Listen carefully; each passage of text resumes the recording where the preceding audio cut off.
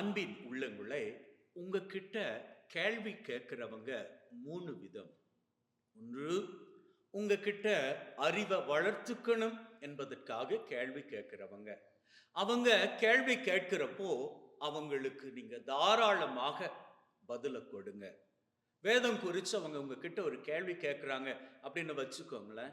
அவங்களுக்கு தாராளமா வேதம் குறித்து உங்களுக்கு என்னெல்லாம் தெரியுமோ அவற்றை அவங்களுக்கு நீங்க தெரியப்படுத்துங்க. ஏன்னா அவர்கள் வேதத்துல தங்களை வளர்த்துப்பாங்க, வேத அறிவுல அவங்க வளர்ந்துப்பாங்க.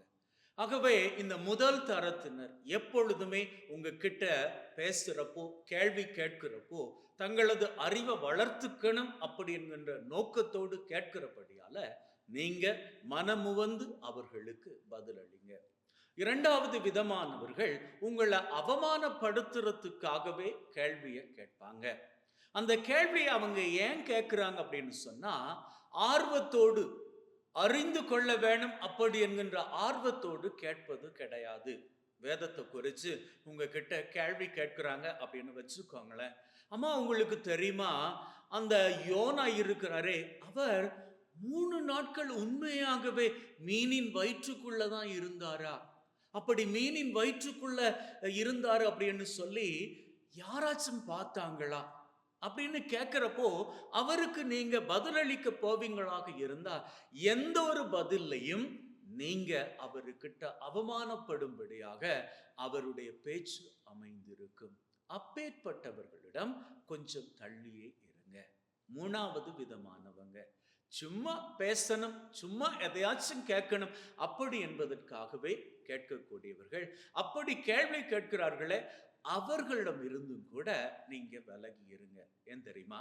சும்மா டைம் பாஸுக்கு எதையாச்சும் பத்தி பேசணும், எதையாச்சும் பத்தி கேட்டுக்கணும் அப்படி என்பதற்காக, சரி ஒரு டாபிக்கும் இல்லையா உங்ககிட்ட வந்து, அம்மா பைபிள்ல இந்த இடத்துல தாவீது பத்தி சொல்லி இருக்குதே, தாவீது நடனமாடினா அவன் நடனமாடின வேளையில அவனுடைய மேலுட அப்படியே கலன்று விழுந்ததாமே, எல்லா ஜனங்களுக்கு முன்னாடி அவன் அப்படி ஆடியது தப்பு இல்லையா அப்படின்னு சொல்லி கேட்டுக்கிறப்போ அது எதுக்கு கேட்குறாங்க அப்படின்னு சொன்னால், அறிவை வளர்த்துக்கிறதுக்கோ அல்லது சமயங்களில் உங்களை அவமானப்படுத்துறதுக்கோ கிடையாது. மாறாக உங்ககிட்ட அப்படியே பேசி டைம் பாஸ் பண்ணிக்கிறதுக்காக. நீங்கள் அவங்கள நல்லா கூர்ந்து கவனிப்பீங்களாக இருந்தால் அவங்க என்ன தெரியுமா பண்ணுவாங்க, அப்படியே பேசிக்கிட்டு இருக்கிற வேளையில அவங்களுக்கான நேரம் வந்துருச்சு அப்படின்னு வச்சுக்கோங்களேன், என்ன தெரியுமா பண்ணுவாங்க, சரி சரி இந்த டாபிக்கை நம்ம அப்புறமா பேசிக்கலாம் அப்படின்னு சொல்லிட்டு உங்ககிட்ட இருந்து விலகி போய்கிட்டே இருப்பாங்க. ஆக மொத்தத்துல உங்ககிட்ட கேள்வி கேட்கிறவங்க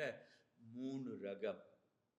முதலாவது ரகம் உண்மையிலேயே அறிவை வளர்த்துக்கணும் அப்படி என்கின்ற வாஞ்சியோடு கேள்வி கேட்கிறவங்க, அவங்களுக்கு தாராளமாக உதவி செய்யுங்க.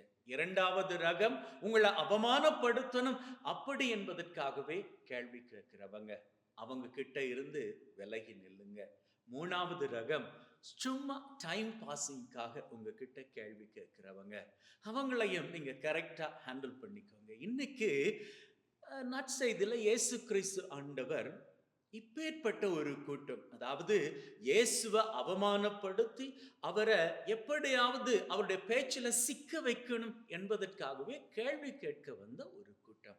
எந்த அதிகாரத்தால நீங்க இந்த செயல்கள் எல்லாம் செய்யறீங்க அப்படின்னு சொல்லி எங்களுக்கு வெளிப்படுத்துங்க அப்படின்னு சொல்லி கேட்டுக்கிட்டு வந்த ஒரு கூட்டம். அவங்கள இயேசு கிறிஸ்து ஆண்டவர் சாமர்த்தியமாக கையாண்டு அனுப்பி வைக்கிறாரு. அதுபோல உங்களுடைய வாழ்க்கையிலும் நீங்க கையாள முடியாத அளவுக்கு அடுத்தவங்க கேள்விகளோடு வருவார்களாக இருந்தால் நீங்க பண்ணக்கூடிய காரியம் என்ன தெரியுமா? ஆண்டவராகிய இயேசு கிறிஸ்துவை நோக்கி மன்றாடிக்கோங்க. அவர்கிட்ட சொல்லுங்க, நீரே ஆண்டவர், நீரே தெய்வம், உம்மை மாத்திரமே நான் நம்பி இருக்கிறேன். இப்பேற்பட்ட மோசமான சூழ்நிலையில நீங்க எனக்கு ஞானத்தை கொடுங்க.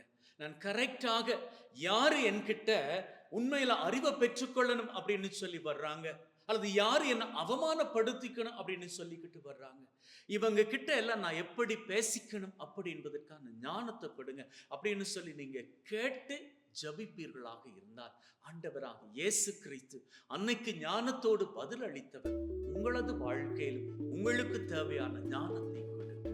நீங்களும் வாழ்க்கையில் ஞானத்தோடு பதில் கொடுங்க. வாழ்க்கையில் சிகரங்களை உயரங்களாக கொண்டு